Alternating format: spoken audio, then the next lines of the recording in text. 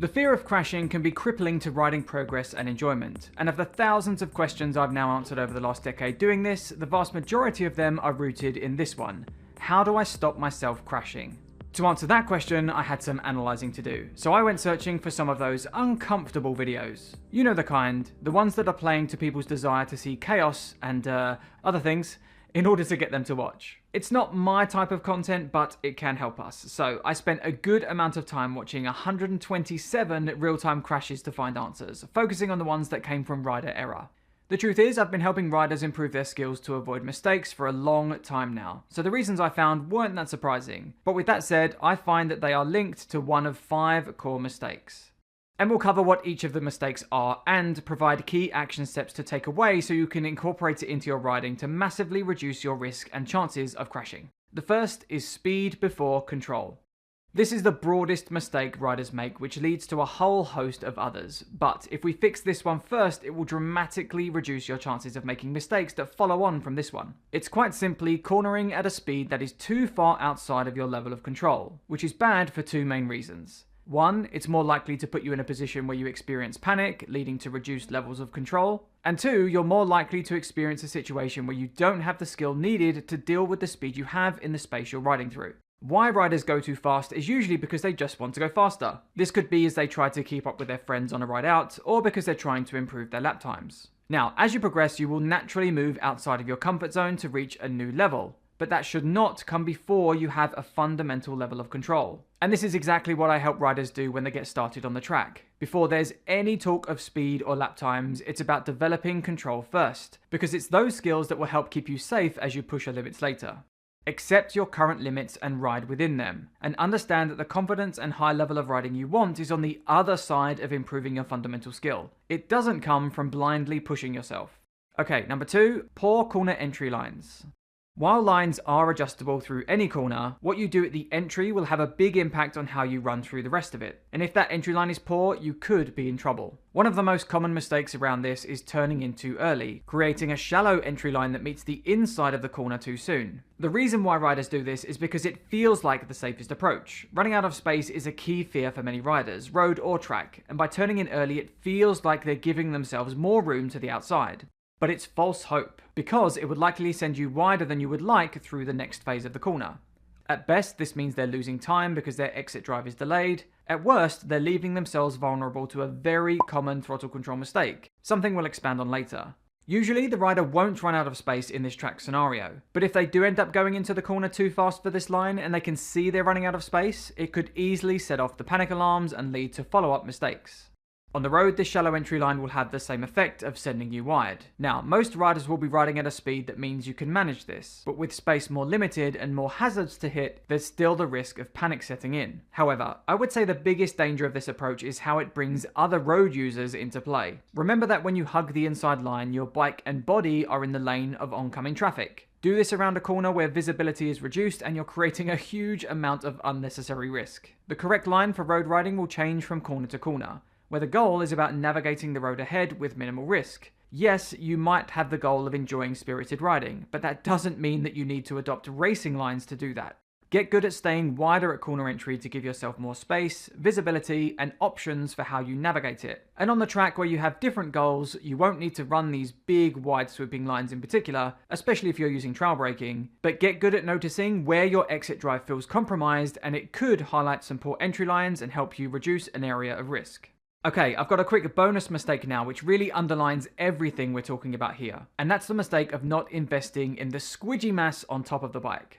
I've lost count of the amount of times I've read the comment that you can't learn riding from a video or in a classroom. And yes, while taking action is the key step to progress, we need a level of understanding first before you can take action that will improve your skill. So, if you're a rider that understands the importance of rider development, we're currently running a free online training workshop where you'll learn the key steps to busting your riding barriers and how to go from complete track riding beginner to calm, comfortable, and confident high-level rider. The link is down in the description. I'd highly recommend you check that out. Okay, mistake number 3, a lack of traction awareness. And by that, I don't mean being able to feel traction or the limits of it, but rather not understanding what uses your traction allowance. The area where this causes the most issues is how you use the throttle and brakes while at lean angle. The first thing to understand is that the level of throttle and brakes you can apply gets smaller as the bike leans over. Because as you use more of your grip allowance for cornering, you must reduce throttle or brake application. A lot of riders will know this in theory, but in practice they aren't aware of it enough. This is most true when considering throttle application at corner exit.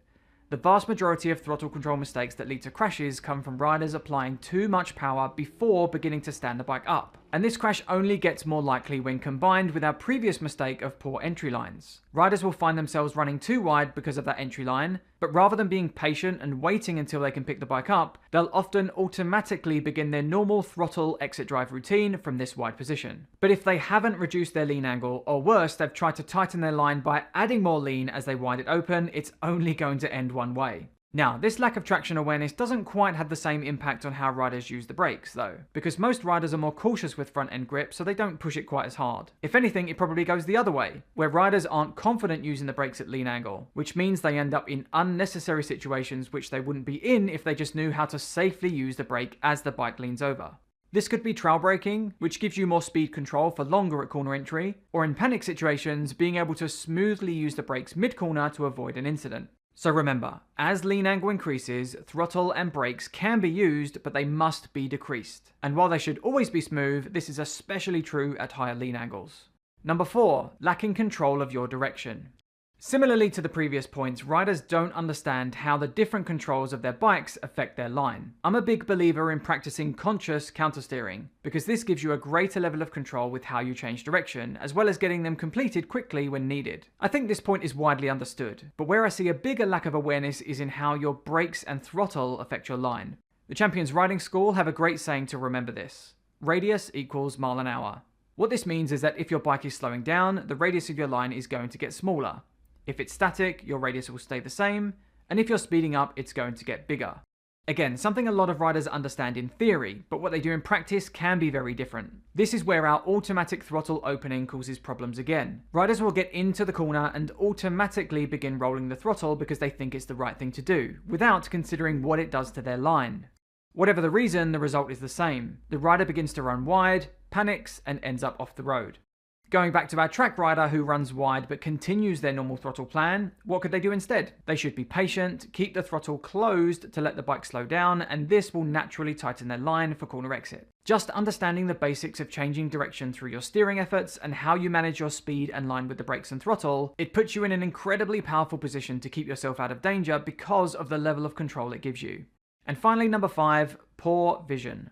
A lot of what we've talked about to this point has been how to take control of your machine and how to safely use available traction. But if your vision isn't working well, all of that is pointless. Your vision is the single greatest tool to higher levels of riding in terms of speed and safety. Poor visual skill will reduce the amount of awareness of what's approaching and where you are in relation to the space you're riding through. This translates into less perceived time to make decisions and take action, and that is going to have a huge impact on your safety at all times. However, the most common reason for crashes that stem from visual skill is target fixation. I've done 4 videos on visual skill, so we won't go too deep on it here, but the mistake riders make isn't so much that they experience target fixation, because we're all wired to look at things that we believe are going to cause us harm. The mistake is in not being able to control and override it, meaning you become incapable of taking action to avoid what's coming. The way to override it is simple, but not always easy.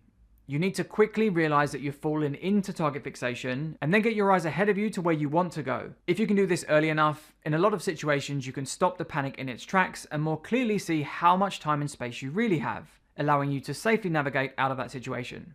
Okay, those are the biggest 5 reasons why riders crash, and as a thank you for making it this far, I've put together a little list of videos to check out in the description which expand on a lot of the stuff we've talked about here. And as a reminder, if you're a track rider that wants to build your riding skills to reach a high level of confidence, speed, and safety, the free workshop link will be down there too. But one thing we haven't talked about is body position, and this is an area that is important and where mistakes do often happen that negatively impact your riding. If you want to know how to avoid them and build out a simple but effective way to use your body, check out this video here. But outside of that, thank you so much for joining me for this one, and I will see you in the next one.